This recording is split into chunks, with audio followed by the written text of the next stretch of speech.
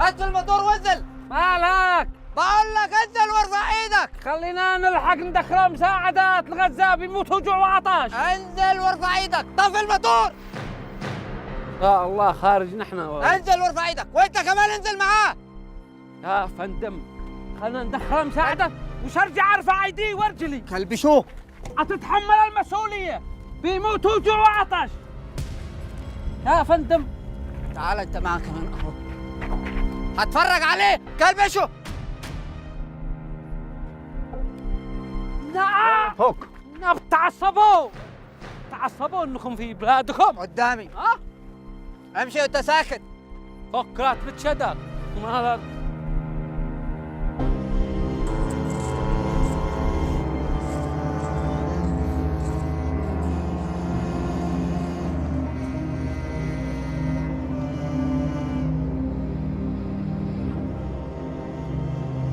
يا فندم انا قصدي اوصل والمعبر مفتوح وادخل المساعدات طبيعي. الله هي وكالة من غير بواب، وانت جاي تدخل المساعدات كده على طول؟ مش شايف طابور العربيات اللي واقف برا بقاله شهرين مش عارف يدخلها؟ شهرين ما دخلتوا المساعدات وابناء غزة بيموتوا جوع وعطش، حرام عليكم. حرام علينا ليه؟ هو احنا اللي قافلين المعبر؟ طيب من الذي مقفل للمعبر؟ قلت لي ده مقفول من ناحية إسرائيل. بس احنا ما جيناش من إسرائيل، احنا جينا من مصر، من أراضي مصرية. حمود احنا من جينا؟ من جهة مصر. من جهة مصر يا فندم. رشدي سعادته عايز يقول لك ان المعبر مقفول من الجانب الاسرائيلي، انت بتفهم ولا لا؟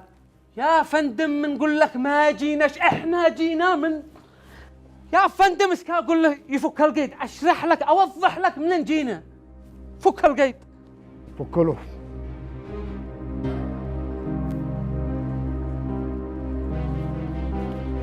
يا فندم معبر رفح مصري وعلى أراضي مصرية والقرار بيدكم أنتم.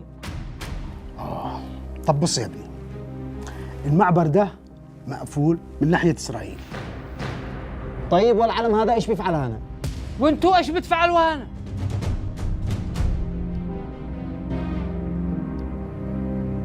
للمرة الثانية يا ابني افهم، احنا اللي مسيطرين على المعبر مش الإسرائيليين.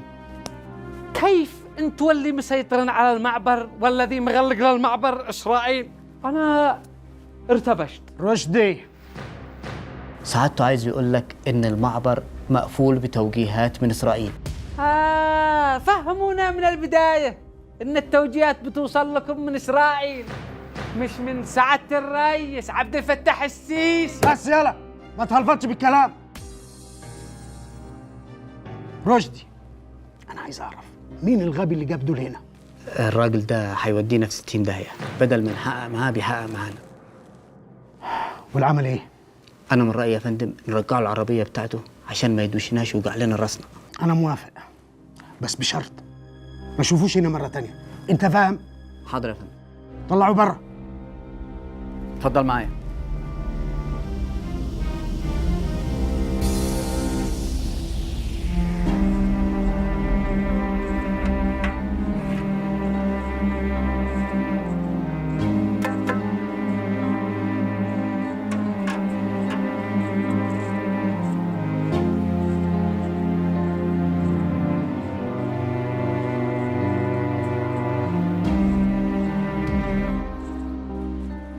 فاحنا ما نفعل ولا شيء، ننتظر لما تسمح اسرائيل بدخال المساعدات.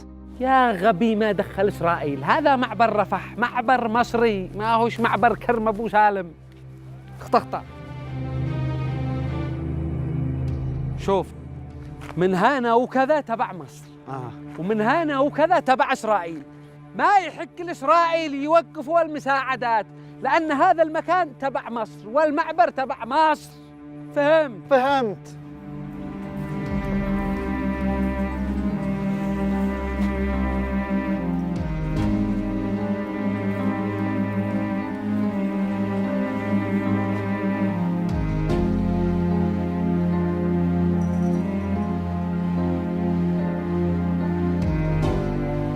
بنتي ملاك.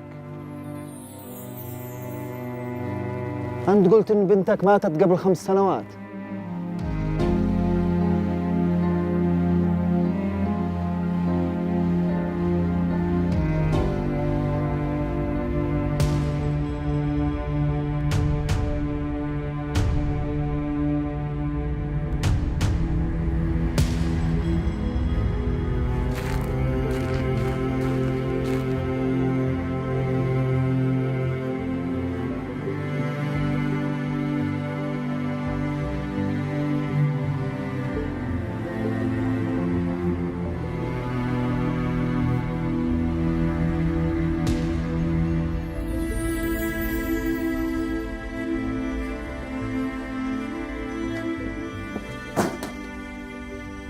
مصطفى مصطفى مصطفى، مالك؟ مالك سارح؟ صلي على النبي. اللهم صل وسلم عليه.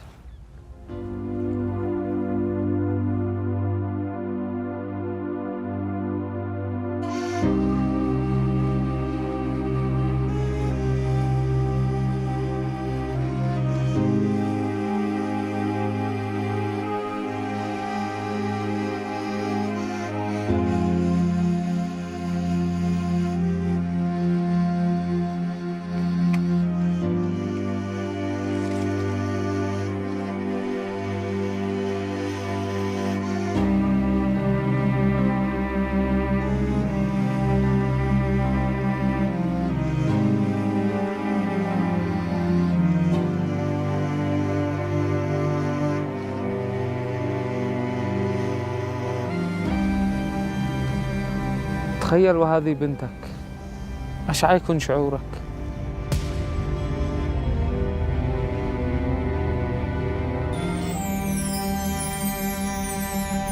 ملاك، اشتريت لش هدية. يا بابا شتيمة. ملاك ملاك ملاك شتيمة. ملاك ملاك ملاك. أعوذ بالله أعوذ بالله من الشيطان الرجيم. أعوذ بالله. الله يلعن مولى الكلاب، ما خلونا نرقد.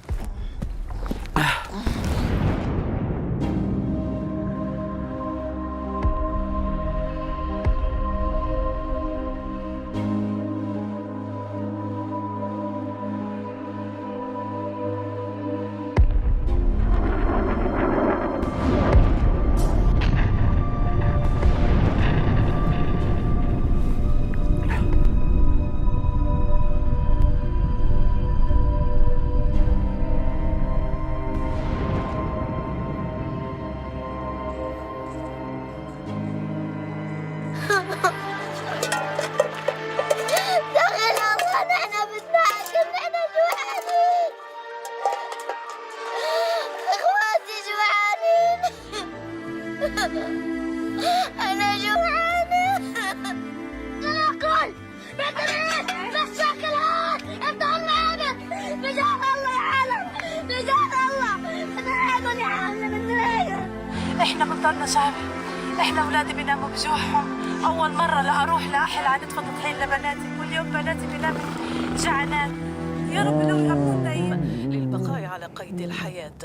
ليست المرة الأولى التي حماو، يلعن شكلك. صاروخ اهرب يا مصطفى. أين صاروخ؟ أين صاروخ مالك؟ حلمت ان الطايره بتلاحقنا وتضرب علينا صواريخ. أمانة إنك نادع رقدة بتشخر شفطت الأكسجين على غزة. تشوف الطيران محلك فوق غزة ليل ونهار، وقصف وإبادة وجوع وحصار. كيف قدرت ترقد وانت بتشوف هذا المأساة؟ ما بش فيك إحساس؟ طيب ما نفعل؟ عش نفعل؟ نفكر ندور أي حل لإدخال المساعدة لغزة. ما جيناش نرقد معه في شهر العسل. والله انك عايش الجو.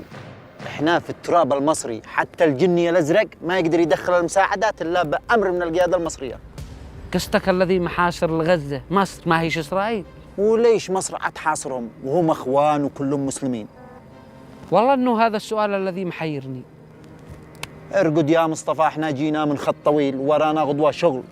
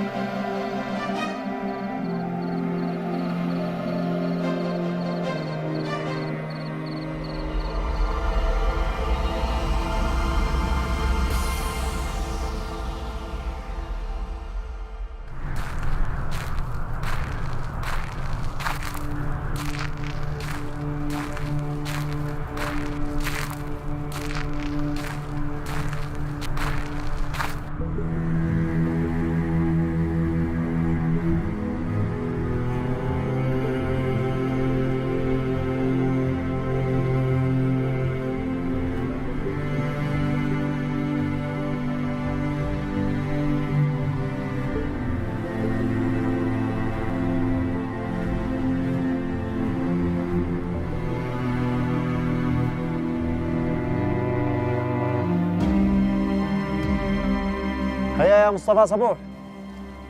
ما بش نفس للأكل. ما يصبرش تجلس بغير أكل يا مصطفى.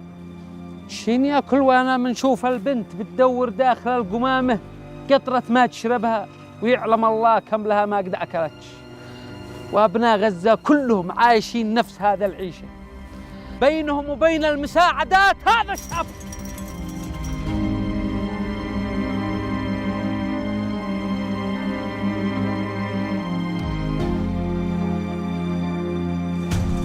ولكن انا معي حل.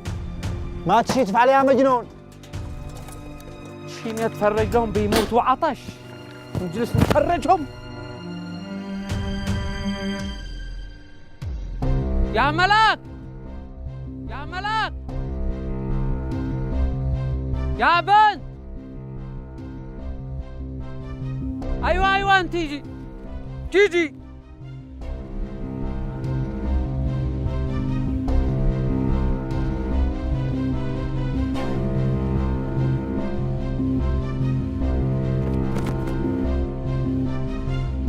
ها اشربي.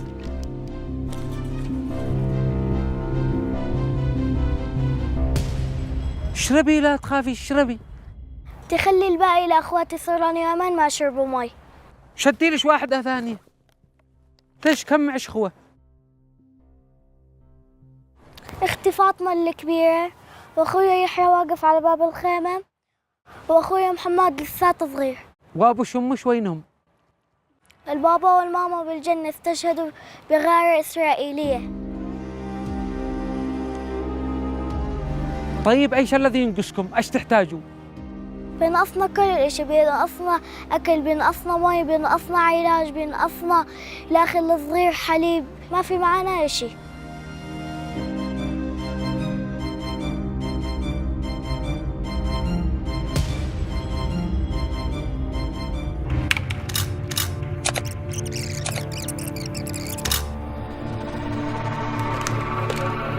الو، יש לנו חדירה ביטחונית על הצד המצרי ממעבר רפיח.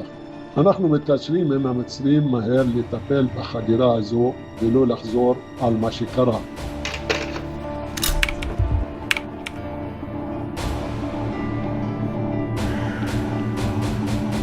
ما دام انا موجود بعد الله لا تخافي.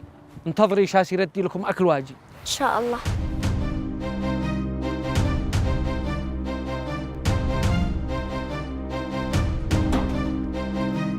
الأمن جاي يا مصطفى، الأمن جاي يا مصطفى. نبي موتوا جوع، ما جالسين هانا متفرج لهم. شله لاخوتش. هلا يا باشا، ازيك يا باشا؟ عامل ايه يا باشا؟ الله كتف اتحرك.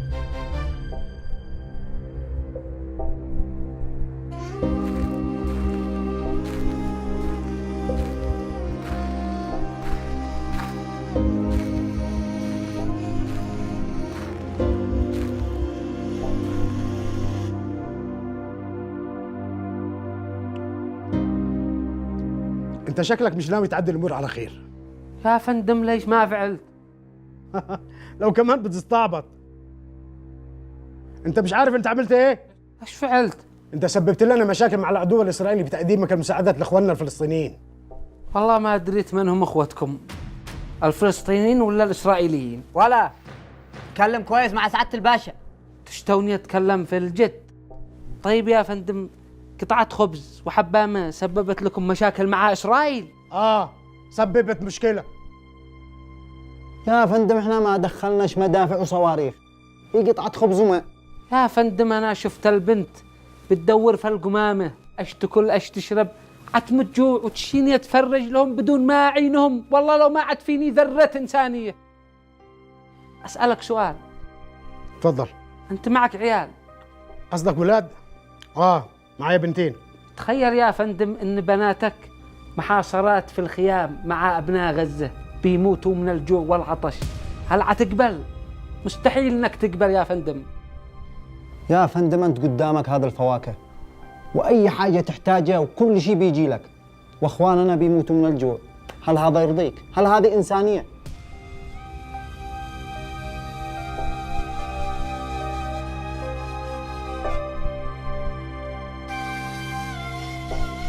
شو عم تاكلوا؟ خبز أبيض؟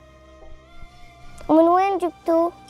واحد من سواقين الشاحنات عطانا إياه، عطانا خبز وعطانا قنينتين مي وقال لا نقلق حيعطينا كل إشي. إيه وشو اسمه؟ ما بعرف شو اسمه لكنه إنسان طيب كتير. الحمد إلك يا رب. لكن شو؟ شافوه الأمن المصري وأخذوه على السجن.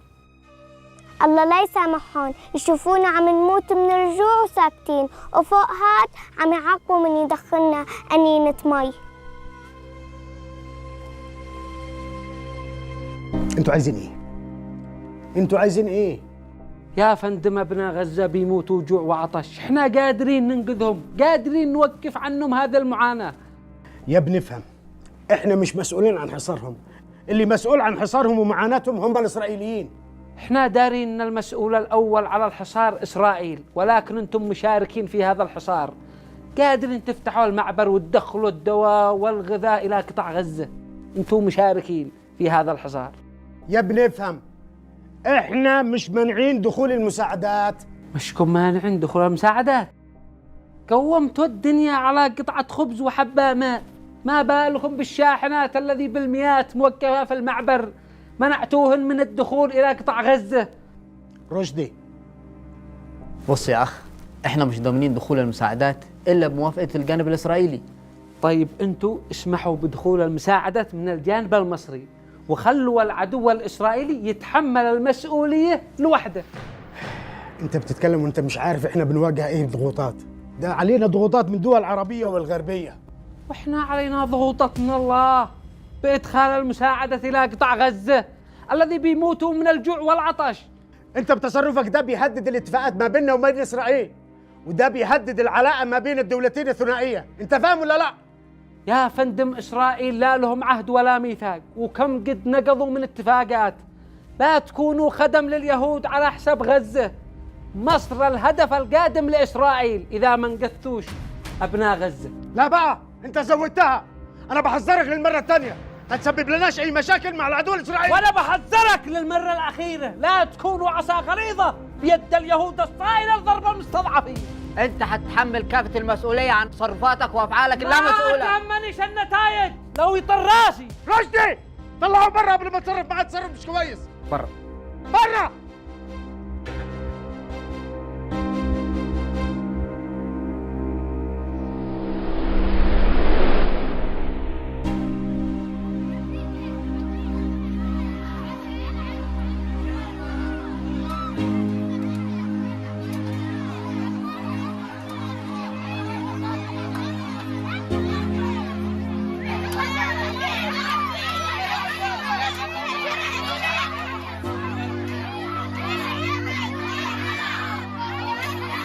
لما تصحى بنتي الصغيرة تقول لي يابا جعانة، هذا أمر مش سهل، هذا أمر صعب جدا على أب. أقول بطني بجعني، جعانة، أنا جوعانة.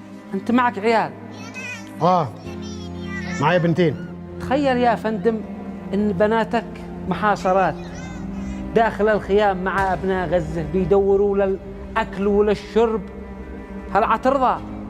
مستحيل إنك ترضى.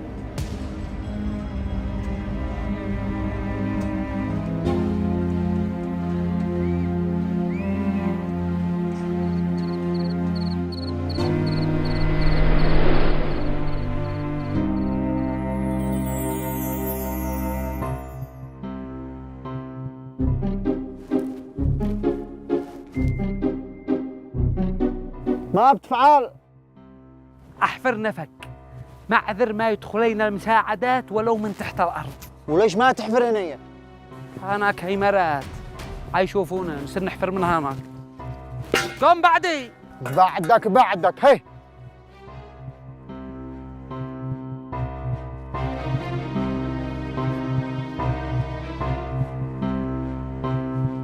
توكلنا على الله. بسم الله.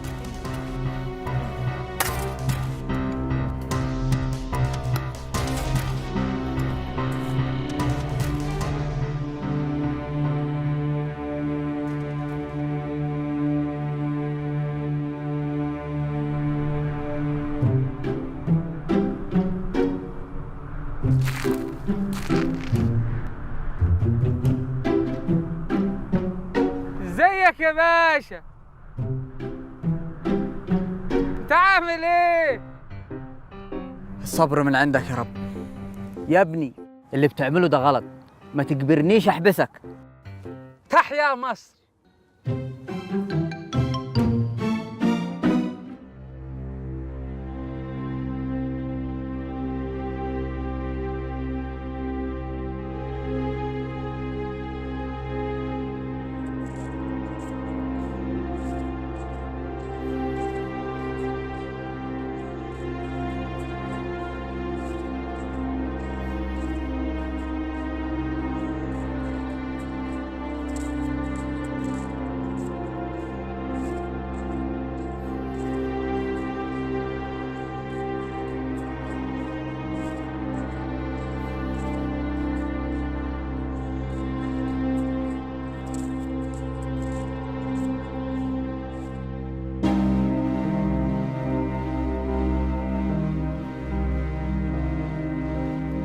حاولنا، فعلنا، سوينا، ولا قدرنا ندخل الغزة حاجة. أنت داري ما نفعل؟ نفصل كاميرات المراقبة وندخل المساعدات براحتنا. نفصل كاميرات المراقبة ويشوفونا من الكاميرات الثانية. طب ما نفعل؟ معي حل. تعال بعدين.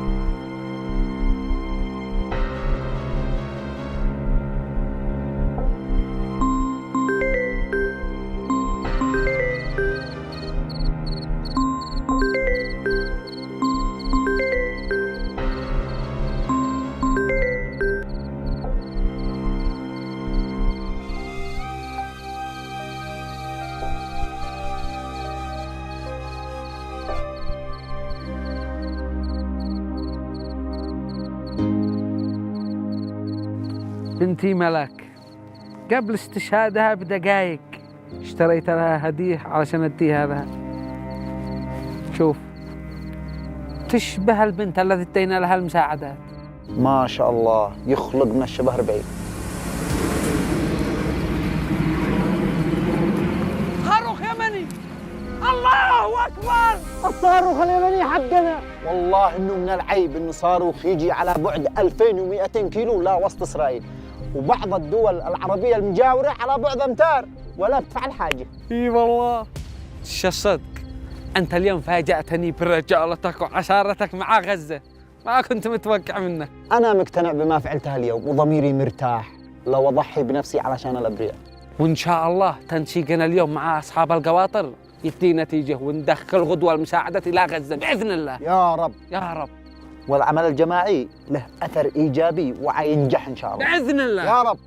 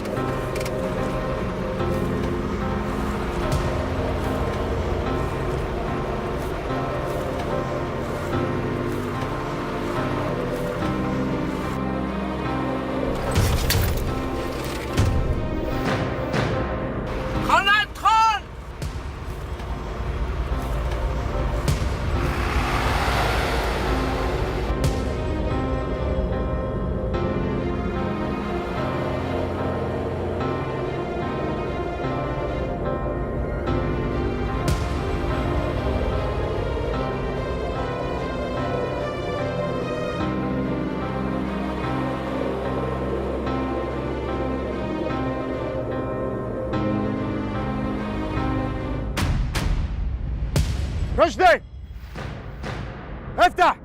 تمام يا فندم. افتحوا المعبر. تحيا مصر! تحيا مصر! تحيا مصر!